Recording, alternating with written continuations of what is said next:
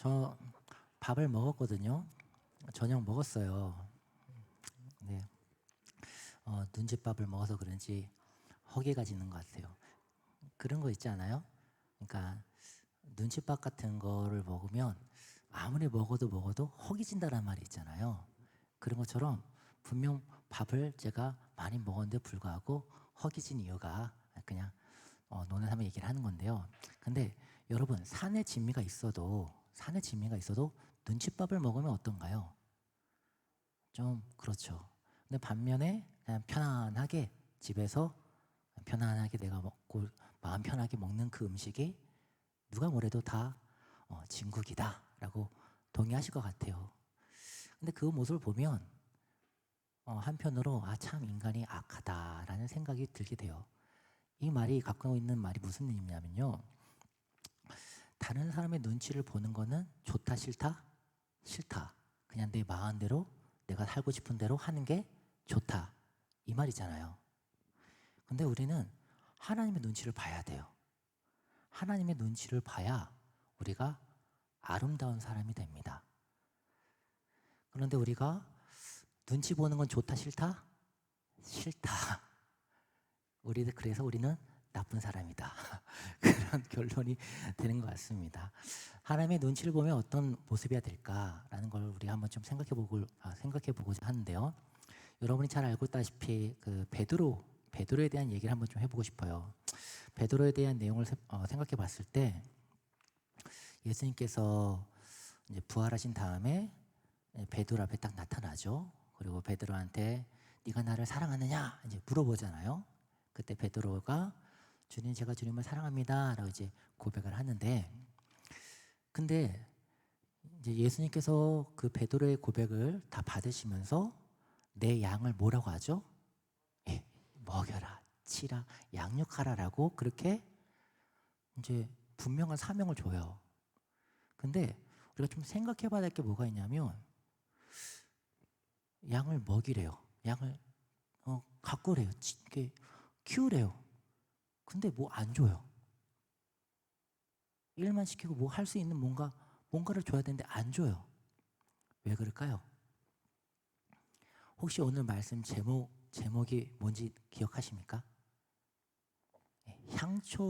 향초처럼 살자라는 그런 말씀의 제목으로 한번 준비해 봤거든요.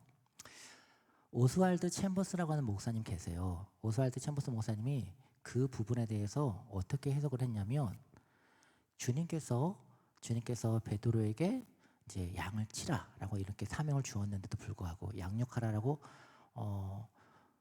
그렇게 말씀을 하셨는데도 불구하고 아무것도 주지 않는 이유는 뭐냐면 바로 베드로, 바로 너 자신을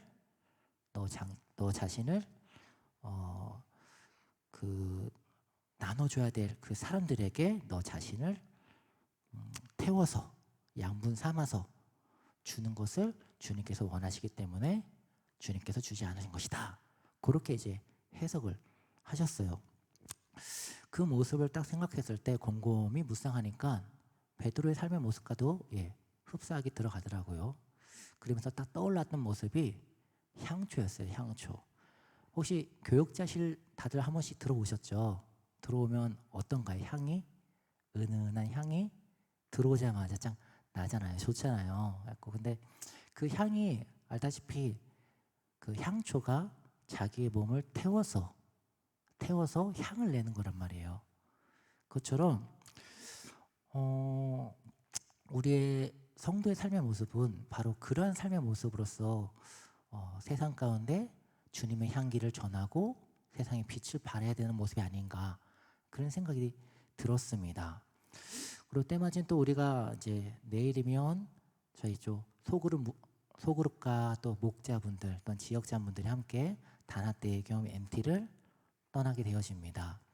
그런 가운데 생각해 볼 것은 무엇이냐면 바로 나도 내 자신을 태워서 헌신하면서 과연 주의 말씀을 순종할 것인가, 이런 것들을 다시 한 번 더 되새기면서 마음을 정돈하고 또한 결단하고 나아갈 수 있는 그런 우리 모든 리더자들이 되어야 되지 않을까 그런 생각이 듭니다. 이것이 양육한 자에게 부어진 거룩한 책무라고 생각됩니다.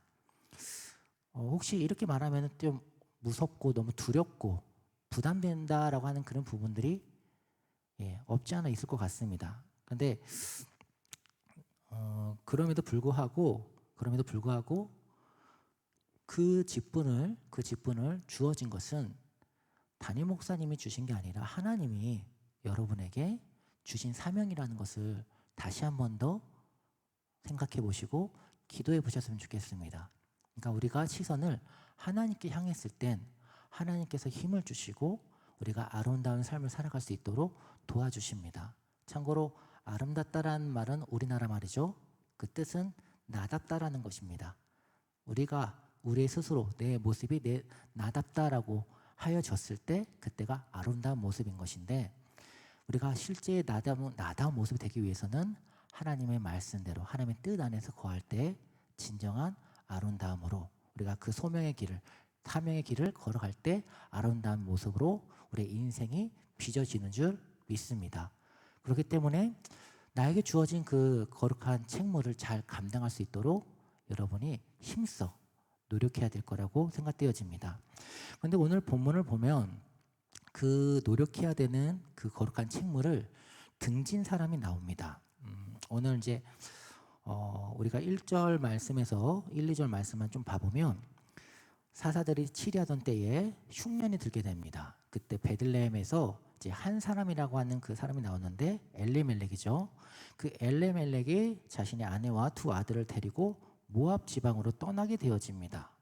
근데 여기서 이제 엘리멜렉이 어떤 사람인지는 2절에서 나오는데 2절에 되게 중요한 부분이 나오는데요. 2절 말씀 한번 보시겠습니까? 2절에 보면은 유다 베들레헴 어떤 사람이라고 나옵니까? 에브랏 사람들이 나오는데 이 에브랏이라고 하는 그 뜻을 여러분이 꼭 아셔야 됩니다. 크게는 두 가지 뜻이 있어요. 하나는 다산이에요. 그러니까 풍족한, 열매 맺는 이런 뜻이거든요. 근데 이런 뜻보다 다른 뜻도 있어요. 바로 귀족이에요. 귀족, 귀중한 사람이라는 뜻으로도 이 에브랏이라는 단어가 쓰이게 되어져요. 그리고 이 단어의 용례들을 살펴보다 보면은 왕족 이런 부분들과도 사용됐던 표현됐던 그 단어인 거죠. 그래서 엘리멜렉이 이 당시에는 왕이 있던 시대가 아니기 때문에 사사 또는 사사급에 해당하는 장록들, 어떤 좀 이렇게 영향력이 있는 그런 사람으로서 이해될 수가 있겠죠. 그런데 이렇게 이해되어진다면 어떠한 질문을 하게 되어지냐면, 이때 당시에 하나님이 원하시는 하나님의 뜻은 이런 뜻이 있습니다. 기근이나 흉년이나 이런 문제들이 생겼을 때 그 나라에 흉년과 기근이 생기면 당연히 굶는 사람, 가난한 사람, 헐벗은 사람들이 많이 나타날 수밖에 없겠죠. 그럴 때 그 마을에 해당하는 유지들은 그 자신들에 해당하는 마을 사람들을 돌봐야 할 거룩한 책무가 있습니다. 근데 이러한 책무들은 말 그대로 하나님이 이미 벌써 이제 주신 그 축복, 그 물질이 됐든 무엇이 됐든 그 축복이 있는 사람에게만 해당되는 그런 책무였습니다. 근데 이 엘리멜렉이라고 하는 이 사람은 그러한 책무를 받은 사람인 것이죠. 그리고 재미난 것은 이 엘리멜렉이라고 하는 이름의 뜻이 나의 하나님은 왕이시다라고 하는 그런 뜻이에요. 그러니까 되게 뭔가 경건한, 이름 자체에서 되게 경건한 모습이란 말이에요. 그렇다면 이제 흉년이 드러났습니다. 사사들이 치리하던 때에 이게 흉년이 드러났습니다. 그럼 이제 이 엘리멜렉은 어떻게 해야 되겠습니까? 자신의 있는 재산을 이제 좀 풀어서 어려운 자신의 그 베들레헴, 이 사람이 살고 있었던 터가 베들레헴이었으니까 베들레헴에 있는 마을 사람들을 어떻게 해야 되겠습니까? 먹여주면서 키워야겠죠. 그렇게 해야지 하나님의 뜻 가운데 살아가는 것이고 그의 이름 따라 나의 하나님이 왕이십니다라고 그렇게 고백하는 아름다운 삶을 사는 것이 아니겠습니까? 근데 1, 2절 말씀을 보면 이 엘리멜렉이라는 사람은 그렇게 행했습니까? 아니면 재산을 들고 모압으로 날랐습니까? 그쵸. 빠르게 날랐어요. 야삽하게 날랐어요. 흉년이 임하지 않았을 때는 자기 이름처럼 난 거룩한 사람이야 하면서 하나님을 백그라운드 삼아서 하나님이 나한테 축복 주셨어 뭐 이렇게 말을 했을지도 모르겠죠. 그런데 딱 흉년이 드니까는 내빼버려요. 왜? 거기 있으면 내 재산이 줄어드니까. 다시 말하자면 저는 이렇게 생각이 들어요.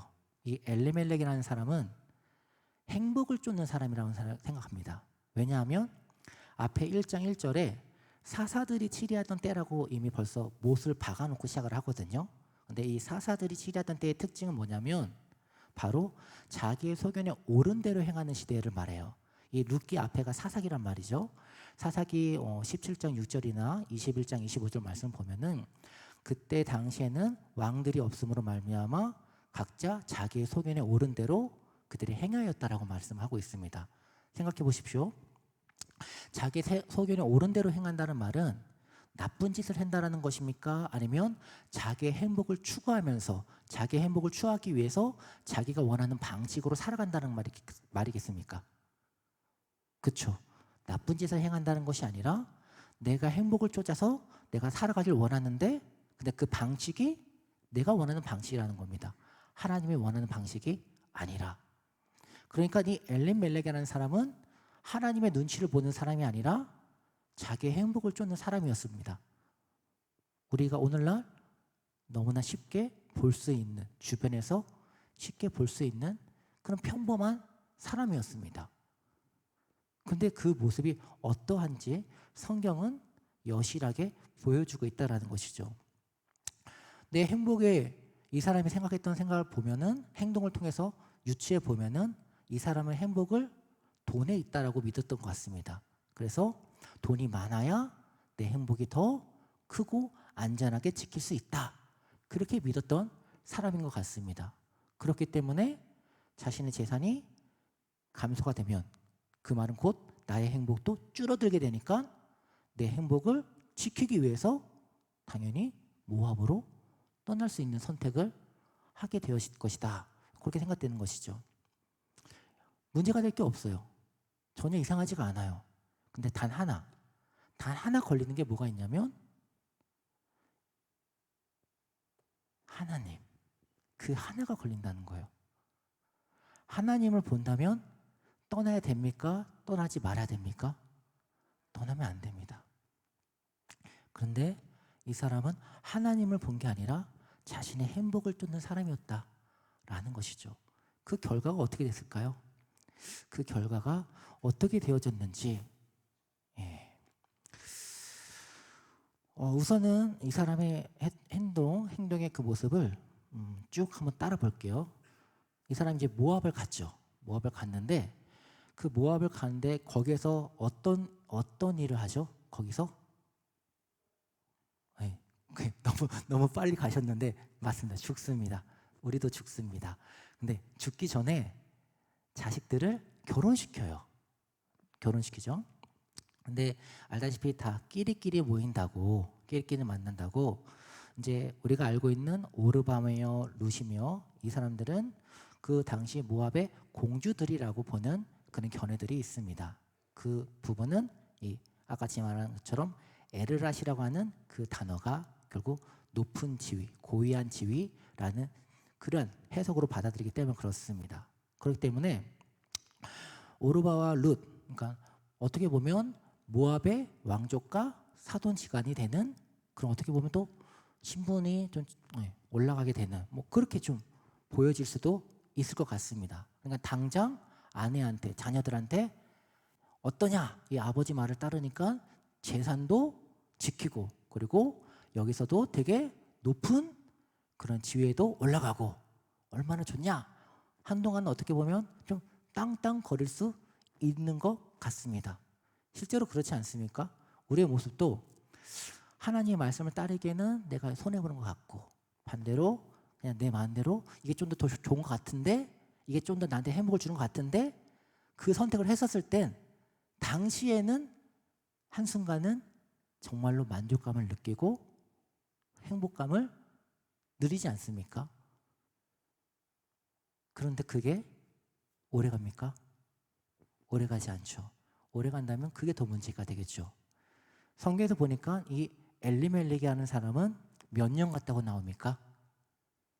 예, 우리 함께 4절 말씀, 우리 4절 말씀 한번 보겠습니다. 시작.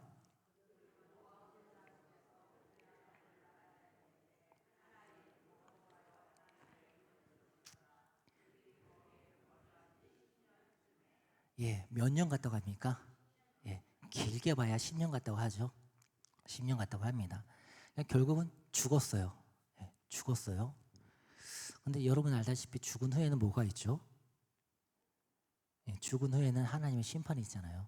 그렇죠? 심판이 있잖아요. 분명히 엘리멜렉이라는 이 인물은 하나님 앞에 서게 되었을 텐데 하나님 앞에 어떤 심판을 받았을까요? 이거는 남의 얘기로 얘기할 게 아니라 바로 나의 얘기로 한번 적용해 볼 필요가 있습니다. 왜냐하면 우리 모두 다 바로 그 죽음이라고 하는 그 문턱을 언젠가는 넘어가야 되기 때문에 그렇습니다. 그리고 넘어가고 나면은 하나님의 심판이 있다라는 것입니다. 그러니까 다른 사람 얘기가 아니라 나의 얘기를 하는 것이죠.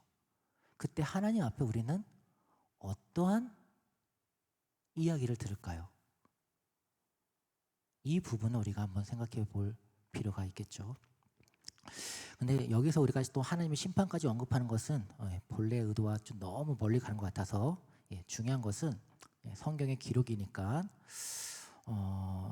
지금 엘리멜렉과 같은 급의 인물이 성경에서는 누가 나오죠? 보아스 있잖아요. 같은 급으로 보아스가 나오는데요.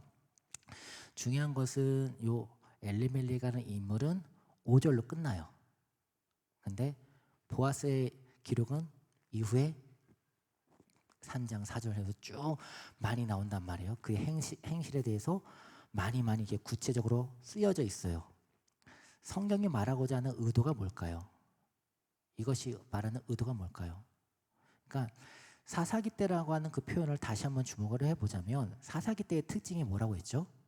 자기의 소견에 옳은 대로 행복을 쫓아 살아가는 삶.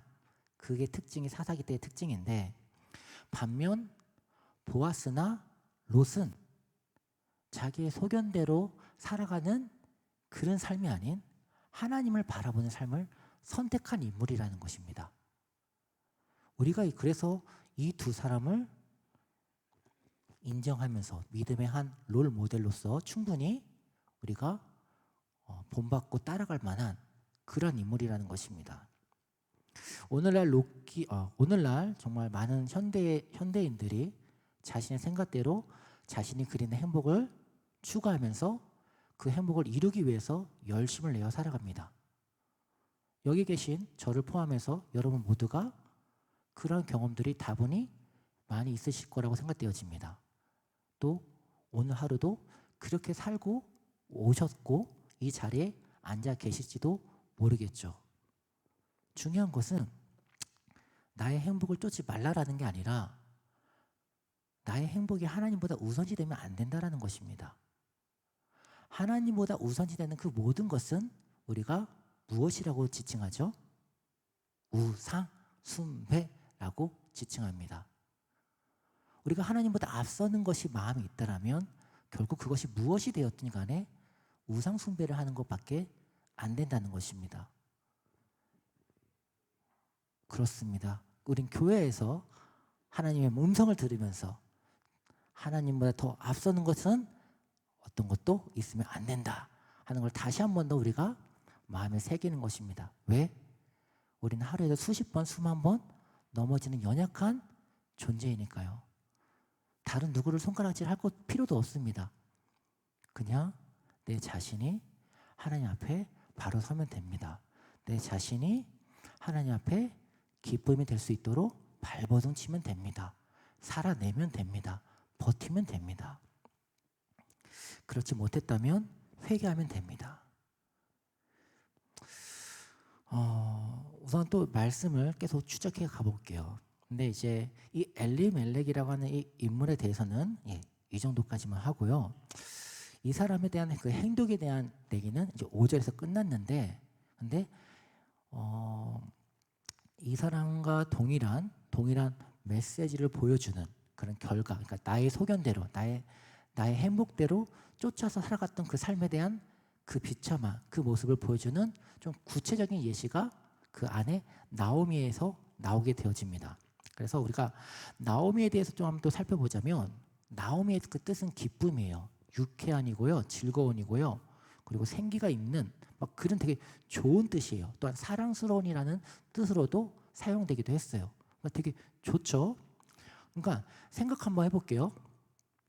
고귀한 자, 그러니까 지금 엘리멜렉이라고 하는 그 고귀한 자랑 결혼을 했어요. 근데 그 정도와 결혼할 정도라면 나오미의 집안도 어느 정도 살고 좀 유복한 집안이라 생각되겠죠. 그리고 엘리멜렉이라는 그 인물이 하나님을 바라보는 인물이었습니까? 아니면 자기의 행복을 쫓는 사람이었습니까?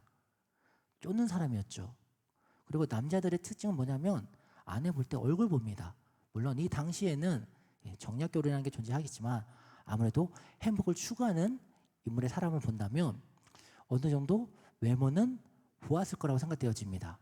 그리고 나오미라고 하는 그 뜻 자체에서 사랑스러운이라는 그 의미가 담겨 있을 때 봤을 때 나오미의 외모는 어느 정도 좀 얼굴에 균형이 잘 잡혀 있는 그런 인물이라고 생각되어집니다. 그러니까 집도 어느 정도 풍요롭고 외모적인 부분도 어느 정도 갖춰져 있고, 그러니까 되게 기쁜 삶, 즐거운 삶을 살았을 거라고 생각되어집니다.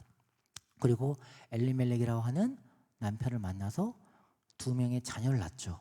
근데 재미난 게 자녀의 이름이 뭐라고 나와 있냐면, 우리 함께 말씀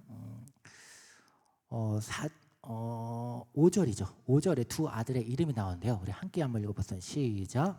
말론과 기럨 두 사람이 다 죽고 그 여인은 두 아들과 남편의 뒤에 남았더라. 네, 예, 그러니까 재미난 게 뭐냐면 요 앞에 있는 말론이라고 하는 그 뜻이 병약한이라는 뜻이에요. 병약한, 약한 또는 병든이란 뜻이에요. 자녀를 낳았는데 아들의 이름을 병든, 질병, 약한 이렇게 이름을 짓기란 쉽지가 않죠. 근데 둘째 이름은 더 기가 막혀요. 요 기럨이라고 하는 요 이름은 죽음, 낭비, 폐허, 중단 이런 뜻의 의미예요.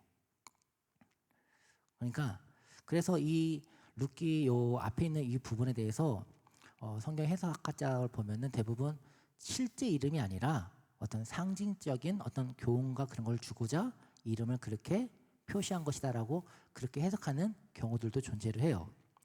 근데 그렇게 우리가 상징적인 의미로서 적용을 해보자면 이런 이야기가 좀 스토리가 그려져요. 그러니까 풍족하게 기쁨 안에서 살아갔던 나오미가, 참고로 이 나오미는 하나님을 보는 사람이라고 생각되어집니다. 왜냐하면 시간상 먼저 끌어오면 룻이 며느리 룻이 누구를 보고 하나님을 알게 되었죠? 예, 나오미를 보고 하나님을 알게 되었기 때문에 나오미는 하나님을 바라보던 사람이었구나라고 우리가 생각해 볼 수가 있죠. 근데 하나님을 바라보고 살았을 때 사랑스럽고 기쁘고 평안하고 유쾌하고 막 그랬던 인물이었어요. 근데 엘리멜렉이라는 남편을 만나서 엘리멜렉이라는 남편을 따라가다 보니까 이 엘리멜렉이 하나님을 보는 게 아니라 자신의 행복을 쫓아 살아가는 사람이었고, 돈을 쫓아 살아가는 사람이었고, 세상을 쫓아 살아가는 사람이었고, 그 옆에서 따라가다 보니까 병들었대요. 그래서 점점 약해졌대요.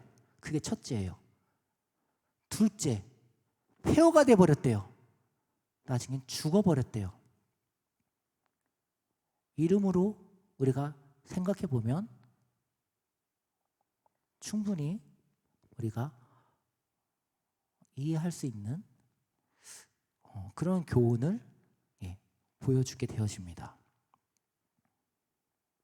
그래서 결국 이 나오미가 어떻게 합니까? 베들레헴 사람들이 당신 나오미 아닙니까? 라고 말했을 때 나를 나오미라 부르지 말고 뭐라고 말하라? 말하라. 말하는 쓴물입니다. 먹지 못하는 쓴물. 그러니까 내 인생이 고달프게 되어졌다. 그렇게 얘기를 한 것이죠. 보여주는 메시지가 너무나도 우리한테 너무나 분명한 교훈을 줍니다. 잠시 잠깐 행복, 잠시 잠깐의 쾌락을 쫓아 따라가다 보면 결국 어떻게 되어지는지, 그러니까 하나님의 뜻을, 하나님의 사명을, 하나님이 주신 그 소명을 등지고 살아가는 그 끝이 결국 마라가 된다라는 것, 쓴물이 되어진다라는 것, 그것을 우리한테 교훈하는 것이 아니겠습니까? 나오미와 이 엘리멜렉이 보여주는 그 모습이 무엇입니까?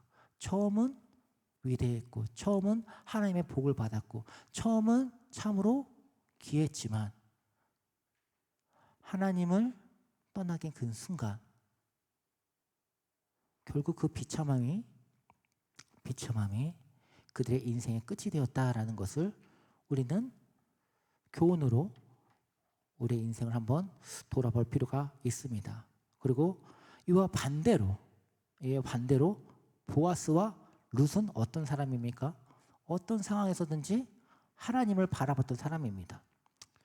어떤 상황 가운데든. 보아스도 알다시피 그 땅의 유지였습니다.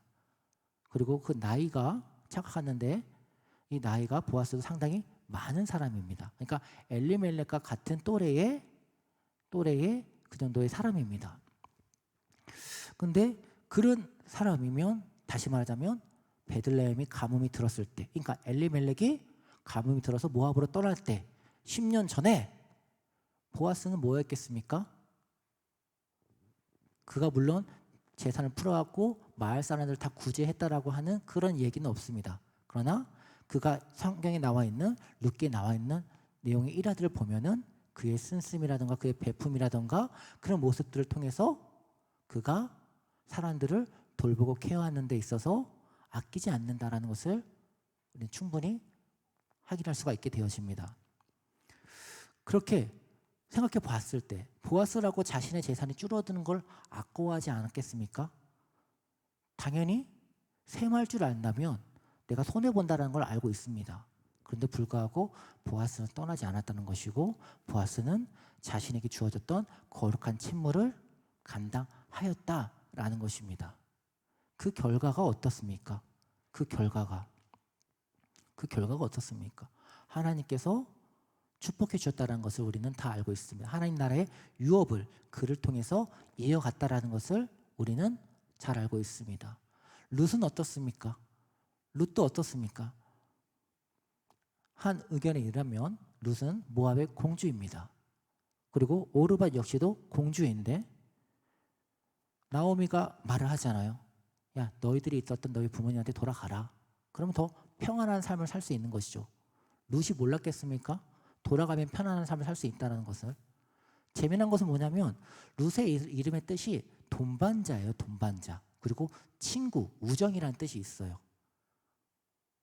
끝까지 간다라고 하는 그 부분인데, 근데 누구와 같이 간다?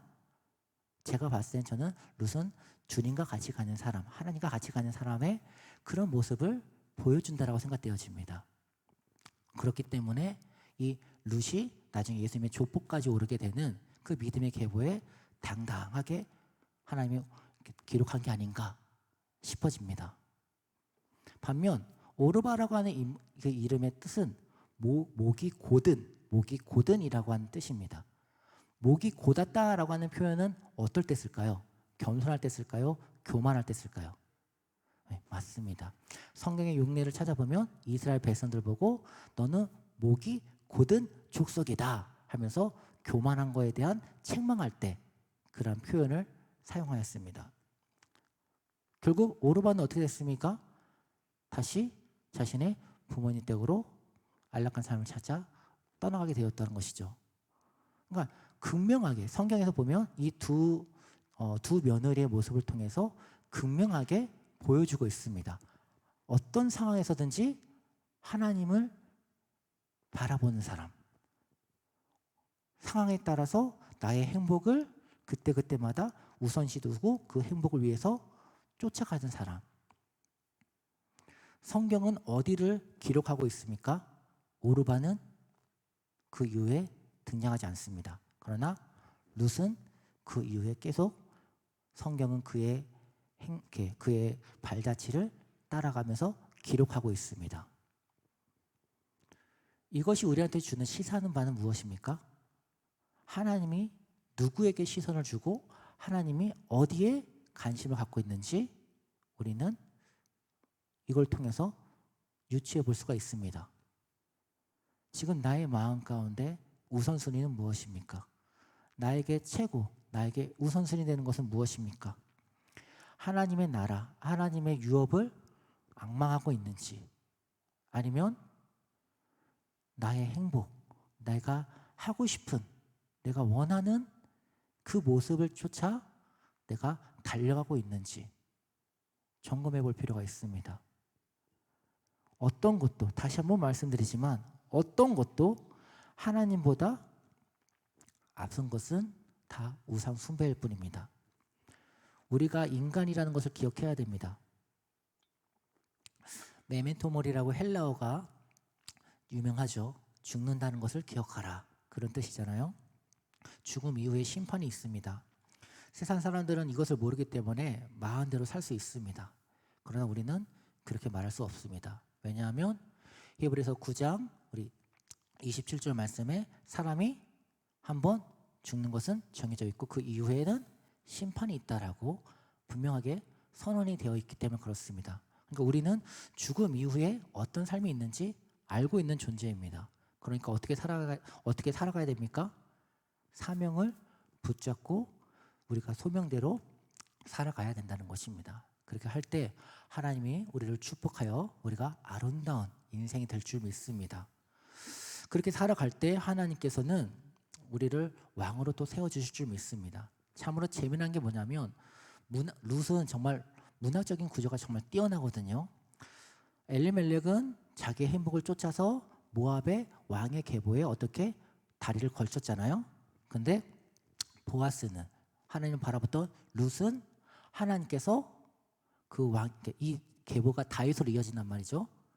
하나님께서 왕의 계보에 이렇게 올려주셨다라는 거예요. 이런 것도 대조적으로 생각해 봤을 때 너무나도 우리한테 시사하는 바가 참 영적으로 풍요로운 것 같습니다. 다시 말하자면 세상의 행복을 쫓아 살아간다면 어떻게 보면 세상이 그 사람을 높여주고 세상이 그 사람을 인기가 많게, 부하게, 성공하게 그렇게 사람들한테 열광받게끔 높여줄 수도 있습니다. 하지만 하나님이 높여준 게 아니라는 것이죠. 또 한편으로 하나님만 바라보면서 묵묵히 소명대로 살아가는 자, 하나님께서 그런 겸손한 자를 어떻게 하신다고 하셨죠? 네, 높여주신다. 하나님이 높여주시는 그 높음이 진짜이고 굳건한 반석이고 결코 사라지지 않는 영광이라고 믿습니다. 하나님 나라의 유업이 그런 모습으로 세워가는 줄 믿습니다. 그렇기 때문에 우리는 분별해야 됩니다. 세상이 높여주는 높음을 쫓는 것이 아니라 결국 그것은 바람이 나고 홍수가 나고 했을 때 모래바람처럼 사라락 다 무너져 버리는 헛된 것임을 우리는 다시 한 번 더 생각하면서 마음을 정말로 하나님으로만 충만케, 주님으로만 충만케 내가 남은 삶 조금이라도 하나님 앞에 영광 돌리는 삶을 살 수 있게끔 그렇게 달려가야 될 거라 생각됩니다. 또한 그렇게 감사합니다. 할렐루야. 네. 특히 내일 이제 다시 말씀 언급드리지만 저희 MT 있지 않습니까? 네. 리더일수록 우리의 그 책무, 거룩한 책무를 자각해서 우리가 향초처럼 자신을 드릴 수 있는 그런 마음가짐을 가졌으면 좋겠습니다. 끝으로 한 가지 우리 좀 행동 강령에 대해서만 좀 한번 짚어보고 오늘 말씀을 마치고자 합니다. 오늘 있었던 일인데요. 교육자실에 딱 들어오면 뭐가 있다고 그랬죠? 향초가 있다고 했죠. 다 기억하실 것 같아요. 근데 최근에 또 향초를 좀 바꿨어요. 새로운 향으로. 그래서 근데 그 향이 제 개인적인 취향에서는 그 향보단 기존에 있었던 향이 더 저는 좋더라고요. 그래서 기존에 있던 향으로 바꾸려고 딱 이제 그걸 뺐어요. 일단 빼니까는 어떤 일이 일어날까요? 향초는 자기 몸을 태운다고 했잖아요. 그러니까는 촛농이 그 안에 가득 있으니까 빼면서 이렇게 옷에 확 많이 이제 쏟아버렸어요. 그걸 보면서 하나님 이게 무슨 뜻입니까? 제가 여기서 무엇을 깨달아야 됩니까? 라고 이제 기도하는 가운데 딱 머리 스치는 부분이 있었어요. 뭐냐면 향초는 말이죠. 말 그대로 우리가 예수님의 향기를 은은하게 퍼뜨리면서 자기 몸을 희생하면서 세상 가운데 빛을, 예수님의 그 빛을 바라는 그런 존재가 향초이잖아요. 그런 의미로서 이렇게 전달을 했는데, 근데 내가 점점 녹아가면서 그 고체가 액체로 변하게 되면서 안으로 이렇게 뭉쳐 있단 말이에요. 근데 그거를 탁 빼는 순간 넘쳐버렸잖아요. 저는 그 순간 뭐가 느껴졌냐면 분노가 떠오르는 거예요. 갈라디아서 5장 16절 이하의 내용을 보면은 육의 열매와 성령의 열매가 나오거든요. 그러니까 아무리 좋은 말, 아무리 좋은 뜻, 아무리 좋은 방법, 아무리 옳은 말이라 해도 분노가 되는 순간, 화가 나가는 순간 더 이상 그건 성령의 역사가 아니다라는 깨달음이 확 와닿더라고요.